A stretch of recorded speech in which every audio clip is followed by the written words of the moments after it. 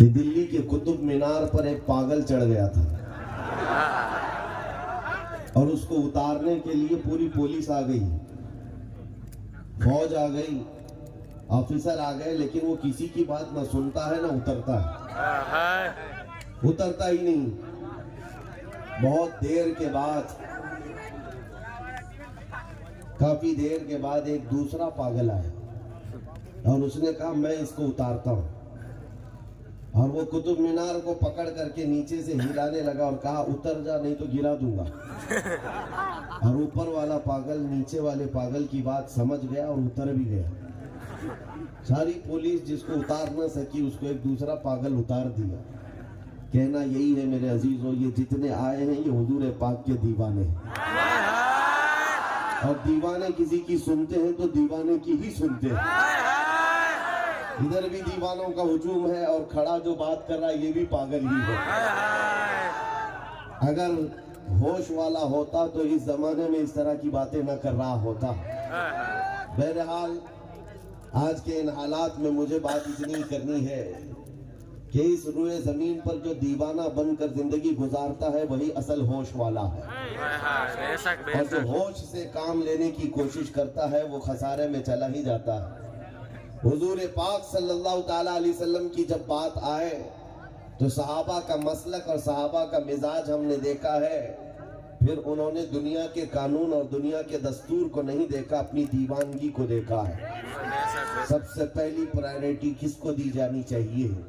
سارے رشتے ناتے ایک جگہ، حضور پاک کی محبت اپنی جگہ پر۔ اسی دیوانگی سے پوری دنیا خوف زدہ ہے آج، پوری دنیا کو ڈر صرف اسی بات سے لگتا ہے۔ میرے عزیزوں، اللہ کا کروڑا شکر و احسان ہے کہ اللہ تعالیٰ نے آپ کو اپنے آخری نبی کی امت میں پیدا کیا، پھر مانگے یہ انعام عطا کیا ہے۔ فخر کرنے کے لیے بہت بڑی دولت تمہارے پاس ہے، اور اس کے علاوہ مشرق سے لے کر مغرب، شمال سے لے کر جنوب تک مسلمان تھوڑے نہیں ہیں، کروڑوں کی تعداد میں ہیں۔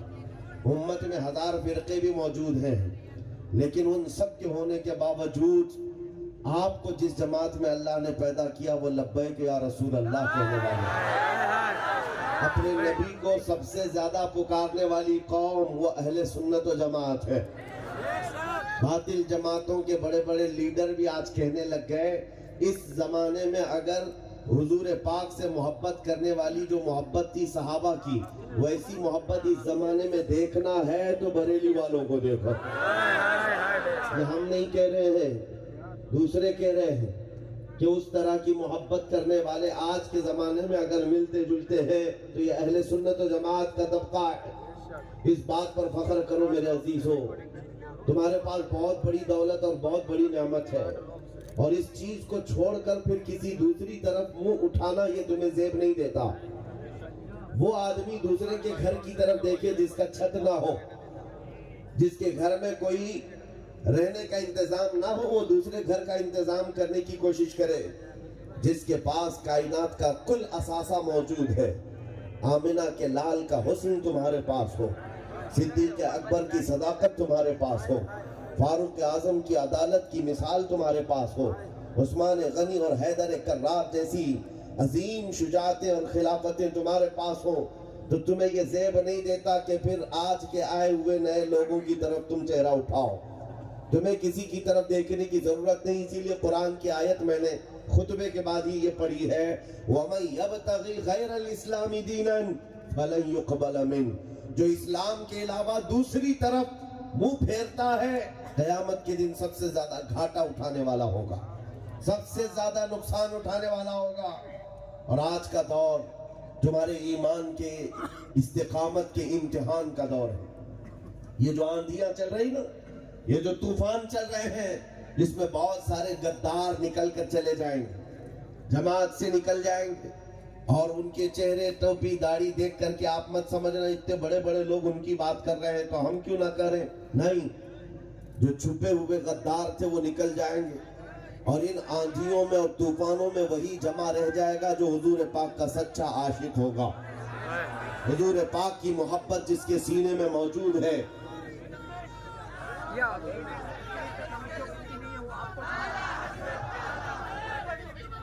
کیمرے والے آپ تھوڑا سا آپ سائڈ ہو جائیں, آپ یہ کسی کو نہیں برداشت کریں گے, اس لیے کہ ہم لوگ حق بھی برداشت نہیں کرتے. بس توجہ سے سن لیجئے, تھوڑی دیر شور و غوغا کم ہو جائے. اب بات میں آگے بڑھاتا ہوں. کوئی بات نہیں, وہ اپنا کام کر رہے ہیں, آپ اپنا کام کریں, آپ اپنی طرف دیکھیں. حضور پاک صلی اللہ تعالیٰ علیہ وسلم کی جب بات چل رہی ہے تو آپ کی توجہ ادھر ادھر نہ جائے, بس توجہ. ہم بات کر رہے ہیں شہنشاہ اعظم کی, بادشاہ اعظم کی. آج میں صرف اور صرف لمبا سفر طے کر کے آپ تک اسی لیے پہنچا, یا جہاں تک بھی جاتا ہوں صرف ایک بات کرنی ہے, ایک بات کرنی. تاریخ ہر دور میں پلٹ کر کے آ جاتی ہے, ہر 100 سال کے بعد ہر دور میں پیدا ہوتے ہیں یزیدی فتنے, ہر دور میں شبیر جنم لیتے ہیں. یہ آج جو حالات پیدا کیے جا رہے ہیں یہ تمہارے امتحان کا وقت ہے میرے عزیزوں. کہیں ان طوفانوں میں خس و خاشاک کی طرح بہہ کر کے مت چلے جانا. آج جیسے کچھ لوگوں کو دیکھا گیا بہت زیادہ جشن منا رہے کفار و مشرکین, تو چلو ہم بھی وہاں چلے جاتے, ہم بھی تھوڑی پوجا پاٹ کر لیں گے, ہم بھی کشکا لگا لیں گے, ہم بھی دھوتی پہن لیں گے, تاکہ ان کی بھی بات رہ جائے گی, ان کی بھی بات رہ جائے گی. یہ اس طرح کے صلح کلی لوگوں کا امتحان ہے اس زمانے میں. اور آپ کو یہ دیکھا جائے گا دولت کا نشہ, طاقت کا نشہ, سکتہ, حکومت, پاور, سب تمہارے سامنے آ کر کے رقص کنا ہوں گے, ناچ رہے ہوں گے اور تمہیں دعوت دے رہے ہوں گے, آ جاؤ ادھر. پارٹی بدلنے والے کتنی جلدی بدلتے ہیں آپ کو پتا ہے ہندوستان میں. شام میں کسی اور پارٹی میں تھا, صبح اٹھ کے پتہ چلا یہ ادھر چلا گیا ہے. یہ بہت تیزی سے بدلنے کا زمانہ ہے. آپ کے سامنے بھی یہ حالات آئیں گے, کتنی جلدی بدلتے ہو. لیکن میرے عزیزو اس بات پر قائم رہو, تمہارے سامنے